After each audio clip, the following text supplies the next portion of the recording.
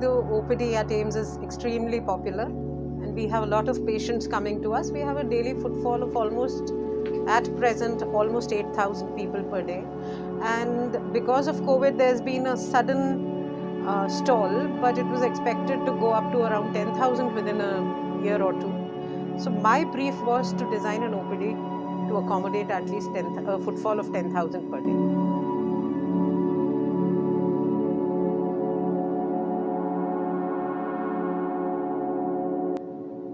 Well, an OPD must be very accessible, and it must be very friendly to the patient, and it must look after the ease and comfort of the doctors. That is the prime thing, and that is what this OPD is supposed to give you.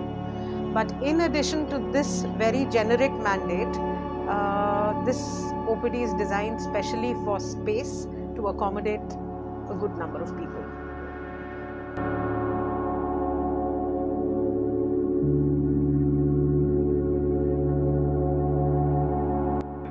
Okay, let me talk about some of the facilities that we've given here. If you care to see the layout of the OPD and the access to the OPD, it has been made very accessible for a sick person, and especially for a person who is differently abled. You have right at the beginning, the patient can go up to the parking. From the parking, the patient can take a lift, very much as you can do for a mall. And if you don't have your own vehicle, you can come up to the gate and take a wheelchair or trolley from there. There are ramps to aid the differently abled. There are stairs for the others. There are lifts. We've introduced the escalator in the public sector hospital for the first time. But we make great caution to ensure that there are security personnel around to aid people up the escalator if they are not comfortable. The other thing that this OPD is designed to do is to enable faster registration, for which we have segregated the rush that comes to the OPD into people who come for the first time and people who've already been registered. And people who are already registered are fast-tracked through the entire system. They don't need to go to the registration counter. They can go straight to their respective specialities, where they have patient care coordinators assisting them with their registration, follow-up registration, and fast-tracking the entire system. The rest of the people who come for their new registration, they are also further segregated into those with appointments, with digital appointments, and those who just walk in without appointment. You see, we are a public sector hospital, and though the world is going the digital way, not everyone in India has access to online registration. So we've ensured that we give you a hybrid model which can assist people with as well as without technology to come and avail our services. I think that's one of the most friendly things about the new OPD. No one loses out. We've ensured that people who just walk in, who do not have access to such facilities, do not lose out. The other thing is, we're talking about futuristic design considerations. The entire OPD is IT enabled. So whether it comes to sharing investigations across caregivers, whether it comes to payment models across caregivers, it is possible because we have counters on every floor, outside every specialty, to help the patient in whatever process he has to undergo. Another thing that we've done is we've enabled the OPD to offer small interventions, and for that, again, this is something somewhat futuristic.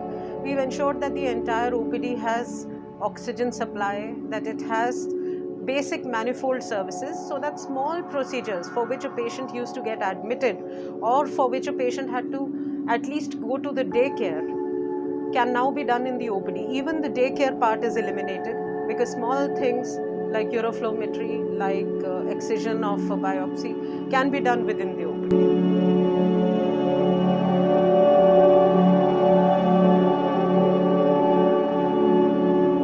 On an average, we have, it's a ground floor plus 1 basement plus 8 floors building.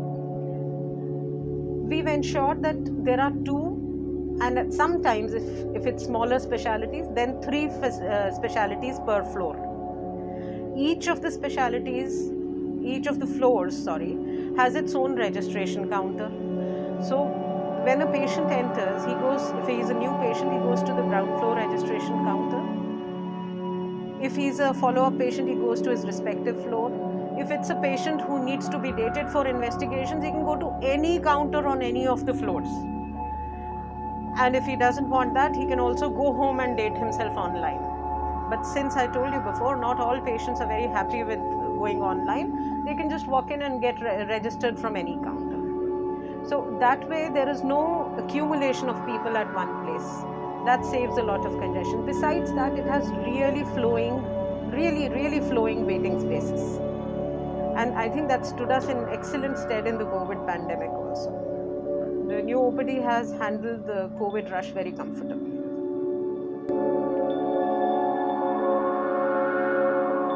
You see, this segregation is actually not a very new concept. It was already in existence. It's just that many places would be cramped for space and would not implement it.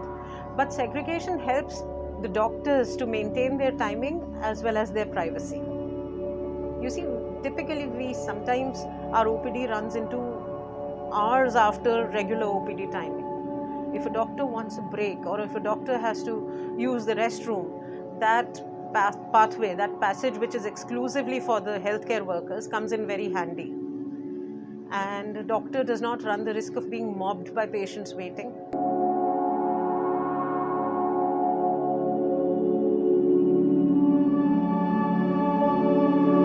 The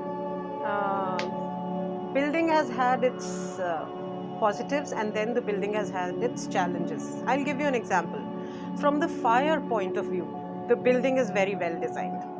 It's got 5 staircases, it's got 3 lift banks, it's got an escalator. But on the flop side, these many entrances and exits make the building very porous. So security becomes an issue. So where we gain in one, we lose out on the other.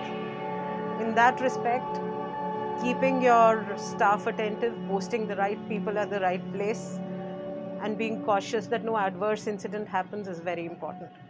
Those kinds of challenges have arisen. The same is true for the patients. They should not meander into the wrong flight of stairs and get lost, and they should not have anything adverse happening to them. So for all that, we've had to, implement our challenges. But on the whole, it's been a very positive experience.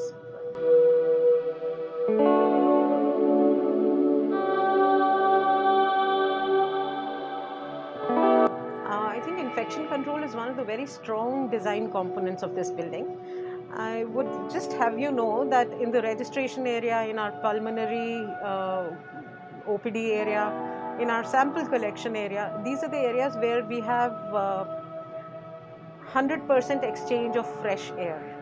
We've also maintained pressure differential across areas which are more susceptible to infection, to ensure that there is good air exchange.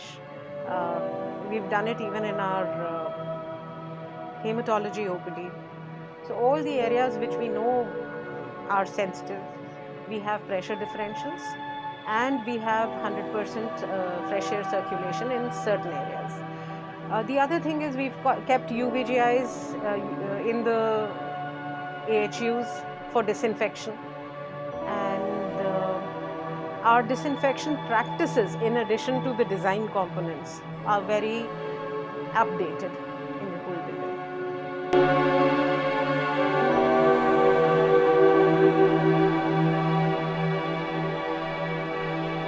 In psychiatry, in addition to the wooden finish, you would also notice that there are no mirrors or wash basins in the consultation chamber, unlike other areas.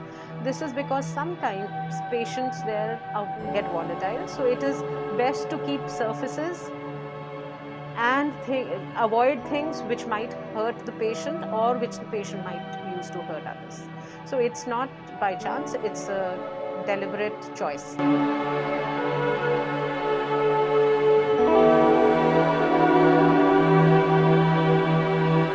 I'll take the first part of the question first. The key challenges were maintaining good ventilation. You've noticed it's a glass building.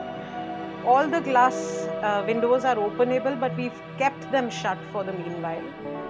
So in a glass structure, in a subtropical area, maintaining good ventilation without the bad side of ventilation, and especially during the monsoon when you get a lot of humidity, that is one challenge. It's an operational challenge, but we get by quite well.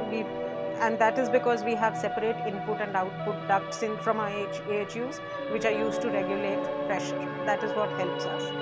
But yes, ventilation was a key challenge. The other challenge came where your statutory approvals are concerned. It came from our fire department, and they've become very stringent, and we were only too glad to make modifications according to their requirements to be on the safer side. I'll just have you know, as an aside, that the walls between rooms have gypsum walls. They're made of gypsum, and the idea is, now it's brick and cement up to 3 feet, and then it's gypsum. And the idea behind this is, one,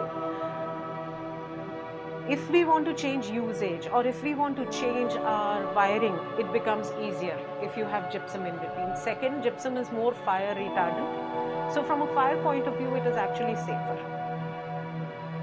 This is one of the design changes that have been made. Similarly, we've had to modify some corridors after we got some objections. We do have a fire landing on the 6th floor. We've got all the necessary fire exits, and the OPD has an excellent signage system.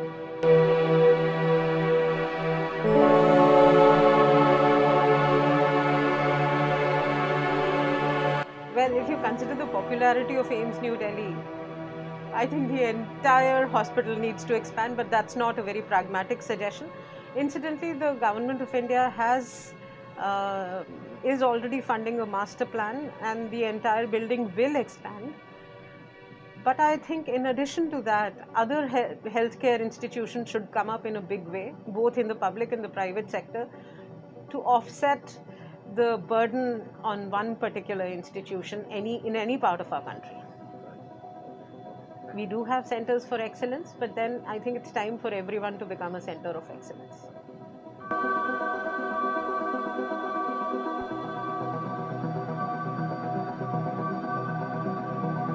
I think that's a question best put to the patient, but from my perspective, I think it's much more pleasant because one, the patient is dealt with more quickly, serving time is less. Second, even if the patient has to wait, it's a more pleasant experience. They are not jostling for space. They have a lot of civic amenities around. If you talk about a good cafeteria, we have it. We have it on the ground floor. We have kiosks on other floors to help them with tea and snacks if they want it. If it deals with amenities like restrooms and drinking water, it's there on every floor, and it's there in abundance. There's no waiting time for such amenities. The OPD is scrupulously clean. I'm sure you would have noticed it about it because our services are run very smoothly, and so that's not a design component, but that's one of our strengths, our real strengths. And if the patient needs help, there are patient care coordinators on May I Help You counters or SWEC counters everywhere to assist them. Besides, it's a lot of services under one roof. I'd mentioned this earlier, but right from walking in for a consultation to getting investigated, to collecting investigations, to getting small interventions done, everything is done under one roof. And I know it's somewhat of a distance from the main hospital, but a lot of the main hospital services are now shifting to this campus gradually. And we also have a battery-operated service for patients to assist them from moving within the AIIMS complex, because we know now it's become a very huge complex.